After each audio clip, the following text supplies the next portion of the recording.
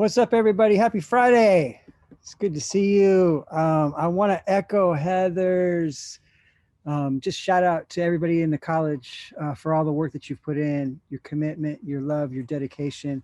We see you and we appreciate it. I am super excited to do this introduction after Bettina Love's powerful push to all of us to pursue and embody abolitionist teaching. Ana Banderas is the perfect follow-up as she is doing that work on the ground every day here in Eastside Union High School District, both as a high school teacher and as a lead in consulting. With a Master's of Arts in Education and over 12 years of field experience, Ana is an expert in restoring students' wounded relationships with learning through an anti-racist lens. Ana has created liberatory spaces for students in her K-12 classrooms, as well as for student teachers she has supported. From teaching literacy in indigenous communities to supervising student teachers in their credential programs, her praxis has made a tangible and observable difference in the lives of her students. Although she's currently a humanities educator, Ana wants everybody to know that she is secretly a STEMie. And in the work I've seen her engage in Overfelt High School in Eastside Union High School District, she demonstrates a clarity, strength, passion, and power that's truly inspiring as she leads and supports the development of a leadership team for racial justice and abolition, creating ways of transforming school culture, policy, and practice. She is about this work. So thank you for being who you are, for doing what you do, and for joining us today. Ana, I'm handing it over to you. Thank you, Mr. Pizarro. Thank you for the words. I feel all pumped up and ready to go. I'm not really a speaker, I'm a teacher, so part of me wants to be like, hello, everybody. I'm so glad to see you, and do like all kind of fun greetings, but you guys are adults, so you're not as fun to greet. So with that being said, I also got a name that it's really hard to talk to upcoming teachers in a pandemic, because part of me is like, good luck. It's going to be really fun. I have no idea what it's like to be a new teacher in a pandemic. I barely know what it's like to be an old teacher during a pandemic. So on the one hand, I really want to talk about like, some soft words around, how much like solidarity I have with you all, and just what it really is going to mean for you all to teach in a pandemic. And on the other hand, I also remember that you all have my babies, because if you are entering into the public school field, you are going to be engaging with a majority population of students of color, my cousins, my nephews, my nieces, my sisters, my brothers, my siblings, my family.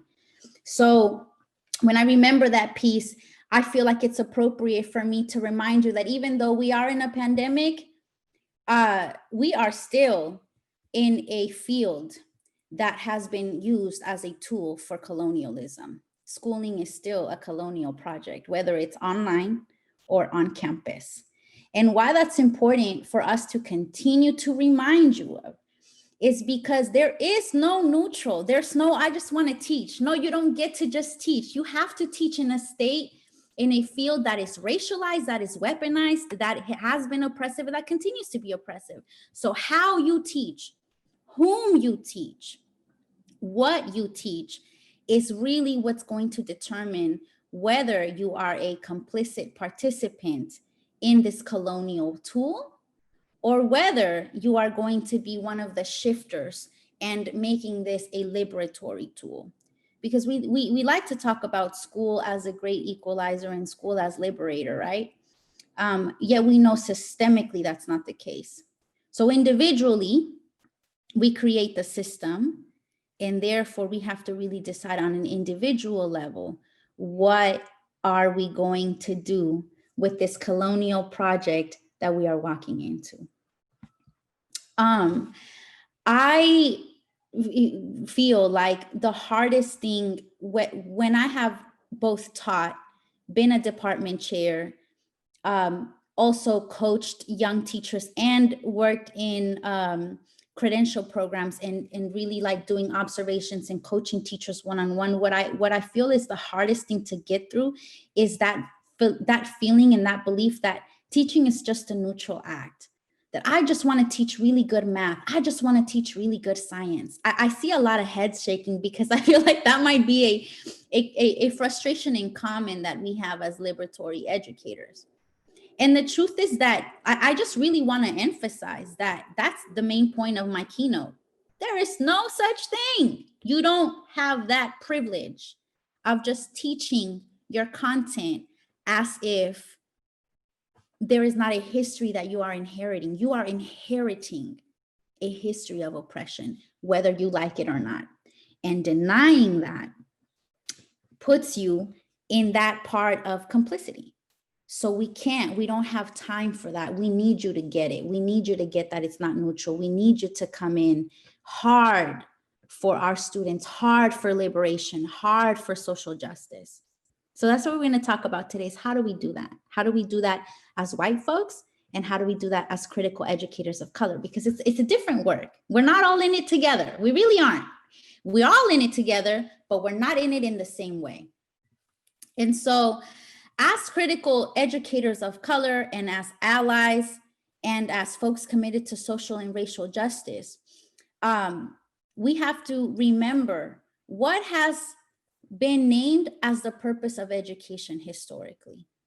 What is education for? What is schooling for? And although the answer has sort of evolved and become more modernized, the values have always been pretty white supremacist colonial values.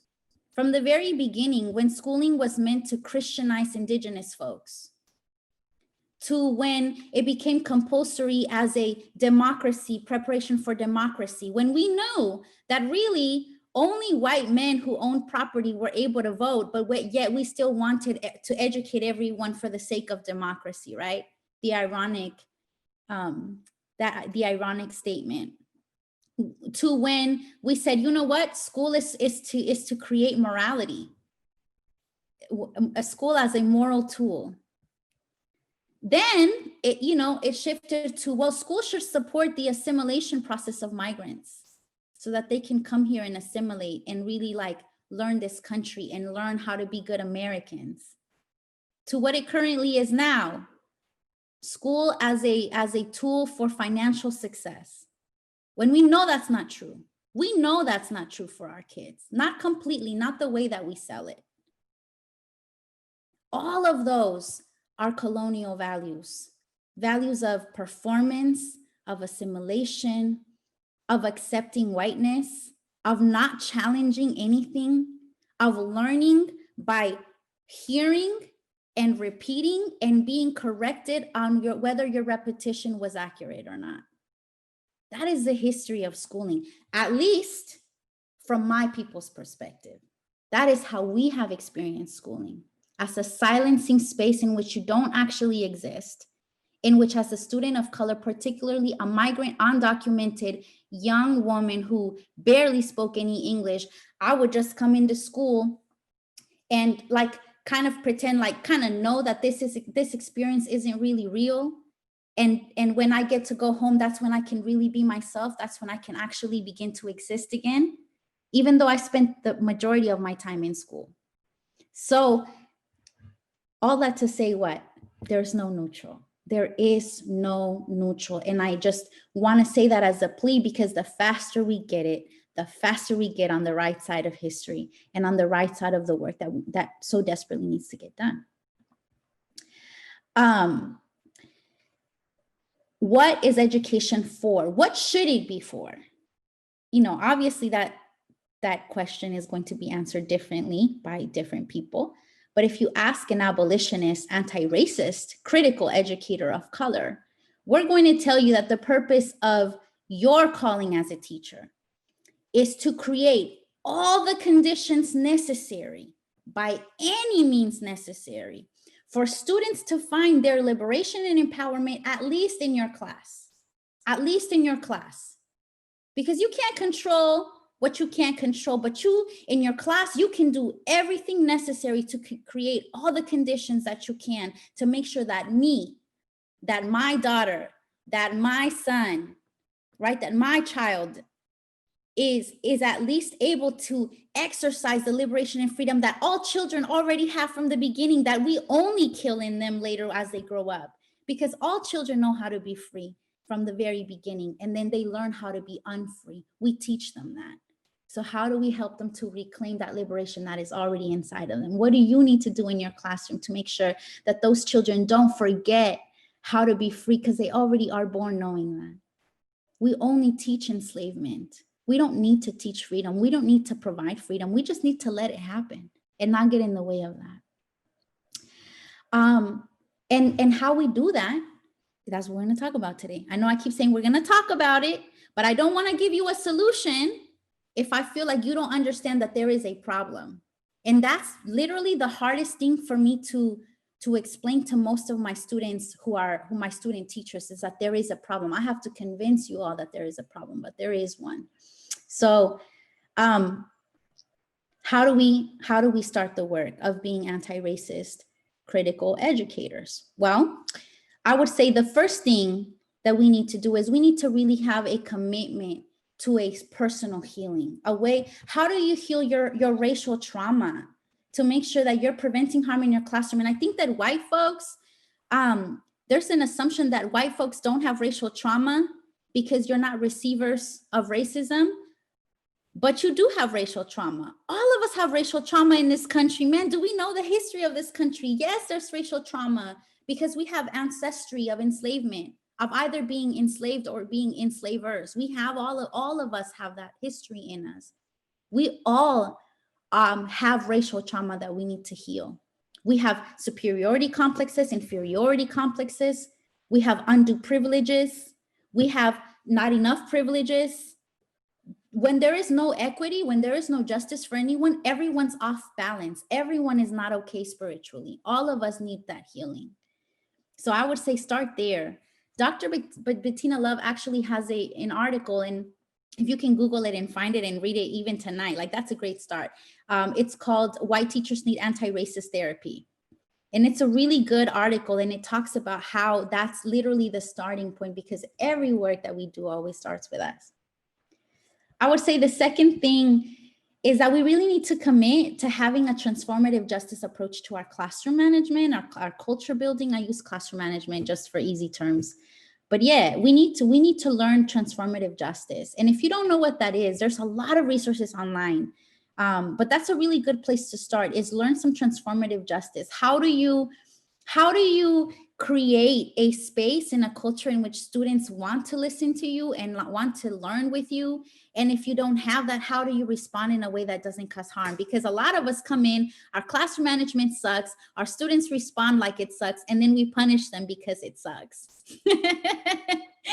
And I'm not saying everybody, I'm just saying some of us, including me. Man, I had to learn, my first year was garbage, but I really graduated thinking I had it together.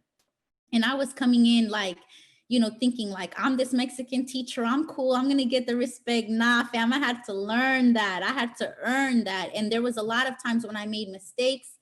And the first thing that we want to do when we make mistakes is we want to punish our students. And that is how we end up having a 6.8 graduation rate, a suspension rate on Black students, and a 0.6% suspension rate on white students, right? So we have to really be intentional that we have to learn transformative justice approaches. Why? Because conflict is going to come in your classroom. It doesn't matter your racial positionality. It doesn't matter what you do, how cool you are. You're going to have conflict. And the transformative justice approach is really the best way to address that. And, regardless of where the conflict is coming from. So I really recommend that in addition to the article, and to really beginning that racial healing in that trauma that we all have as people who live in this country. I would say third, whether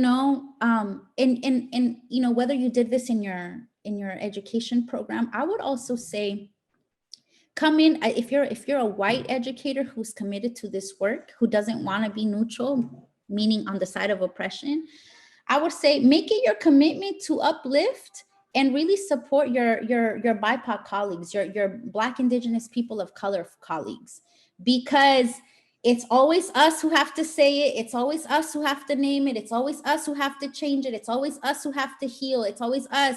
It's us. And why we're more invested because it's our people, right? It's our people, the receivers of oppression. So obviously we are the most invested, but we shouldn't be, because we didn't cause this. We didn't cause racism. We didn't create this condition for ourselves. Okay, we were enslaved, we were kidnapped, we were committed genocide against, right? We were displaced.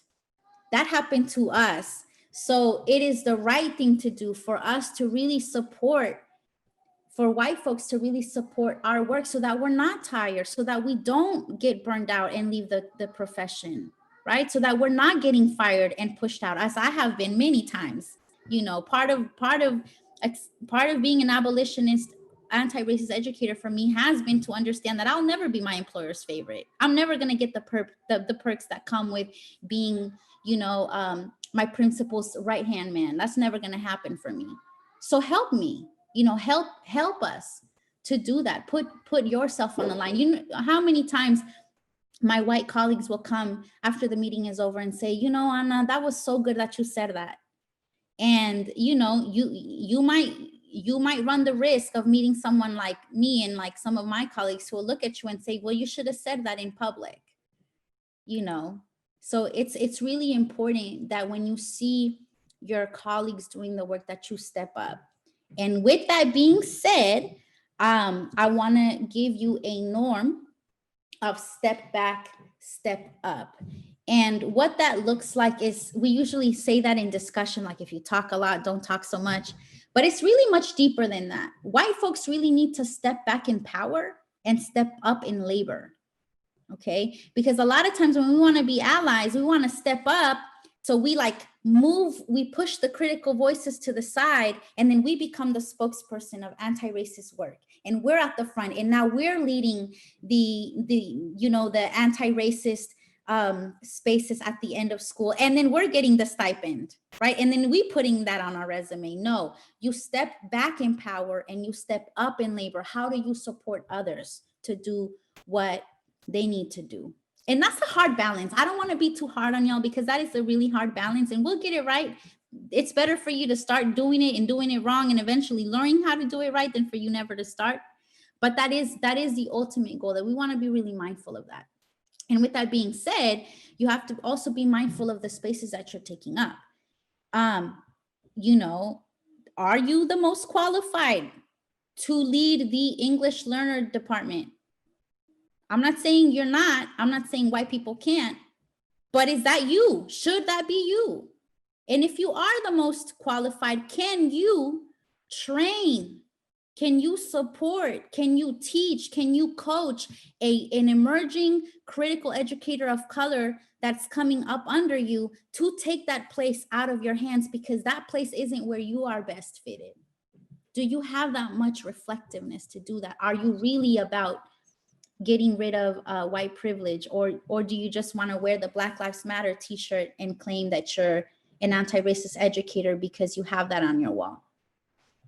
Being an ally means you get rid of the power that shouldn't belong to you, right? Are you qualified to teach Black and brown students? Now, if you are, great. And if you're not, how do you become that?